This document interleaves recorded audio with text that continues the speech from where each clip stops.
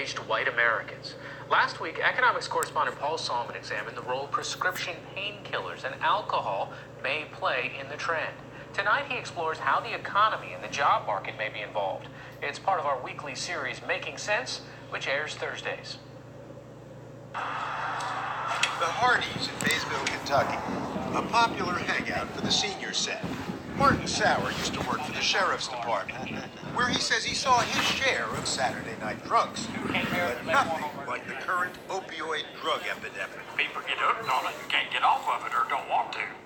It's causing a lot of the younger generation to lose their lives. And by younger generation, Sauer means his middle-aged neighbors, who, as we reported last week, are experiencing a stunning rise in premature deaths due to alcoholism, suicide, and drug abuse.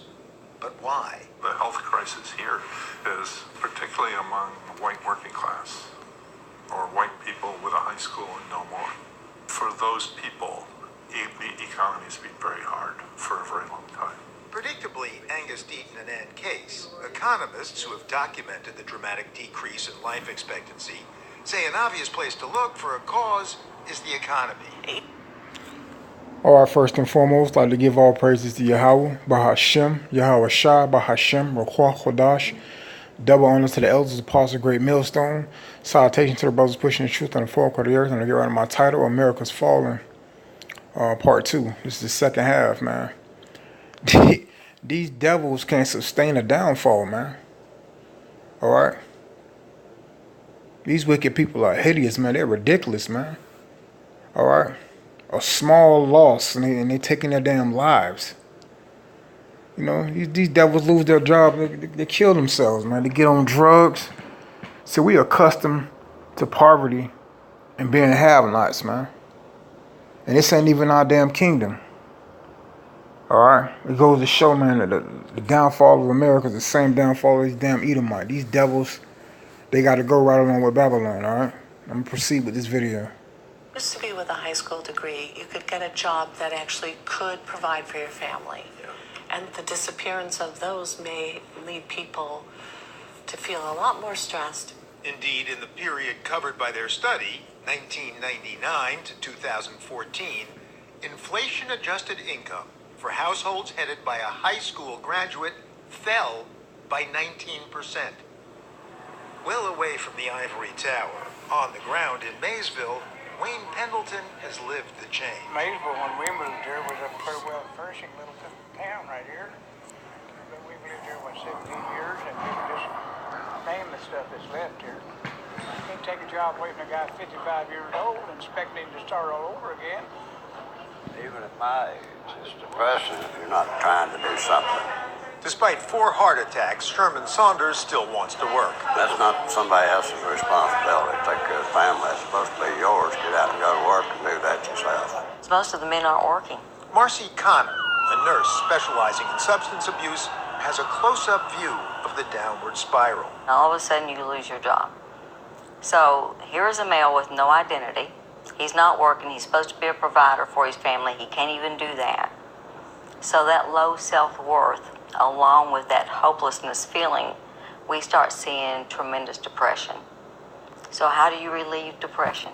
You can relieve it with drug use, alcohol use, or suicide. Connor's own husband died of alcohol poisoning. Poured alcohol down his feeding tube until he died. The husband of best friend Becky Manning also killed himself. He blew his head off. Joseph Manning had been a truck driver for 30 years. And then he retired at 55, which then gave him nothing to do. Then he started getting depressed, and then we would go to different doctors, and then they would just try different drugs, and those never worked because they caused side effects, which made him feel worse about himself. Weight gain. Yes, he gained weight. Libido. Absolutely, where I'm worthless. Alright, there's no remedy for payback, man. There's no remedy for payback. We tried doctors, we tried drugs. It's the downfall of the Edomite, man. There's no remedy for that. Alright? When America's falling, you can't be healed. I can't be here for my wife, So when you hear about the end of work, the jobs like truck driver jobs, which Right. will be replaced by Absolutely. self-driving cars, you think, What are these men going to do? Yeah. And this next generation, I think you're going to see the death rate continue to climb. Nice deep breath. local Dr. Craig Denham buys into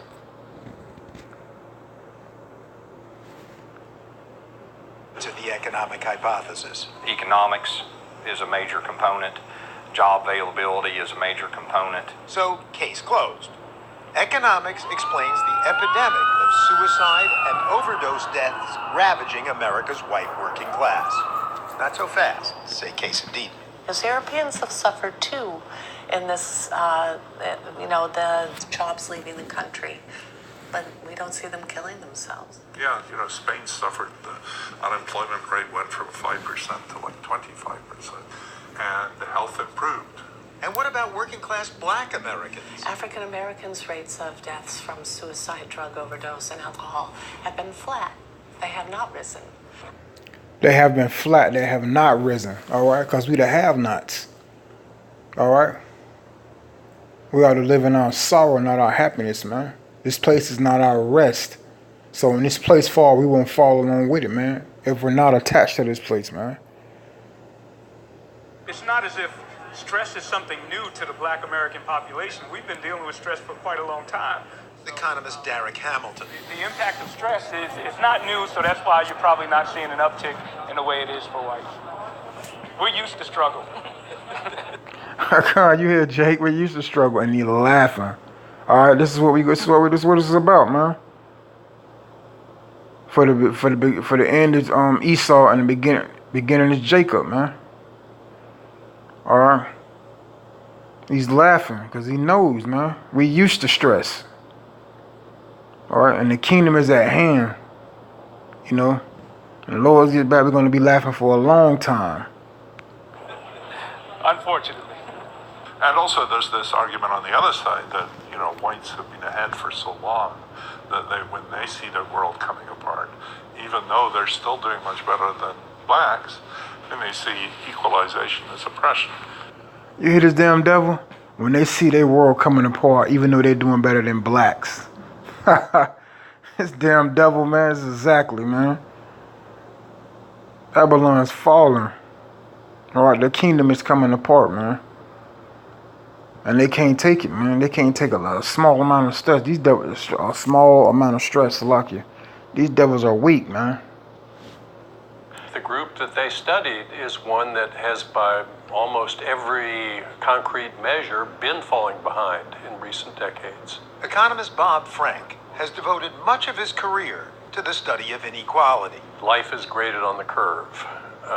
It's not how well you do in absolute terms, it's how well you do relative to your competitors. Or relative to your own past. And if you're in a chronic loser position, I think that's a position that just wears people down eventually. Psychologically and physiologically, as low status is linked to decreased serotonin in the brain, which can cause dysphoria, a state of intense unease and distress. If you're exposed to having low status in a chronic way and experiencing protracted feelings of dysphoria, it's not surprising that many people would turn to drink and drugs as a way to alleviate such feelings. In fact, according to a recent study by economist Alan Kruger, middle-aged men who've dropped out of the labor force report notably low levels of emotional well-being, and more than half take pain medication every day. And so if you suffer enough and your kids are not doing very well and the world's going to hell in a handbasket, then exactly what it said. Babylon's going to hell in a damn handbasket, man. you're gonna try some damn drugs, man. And you're gonna kill yourself. Alright. With that being said, man, like I said, man, death to America, man. America's falling apart too. Shalom.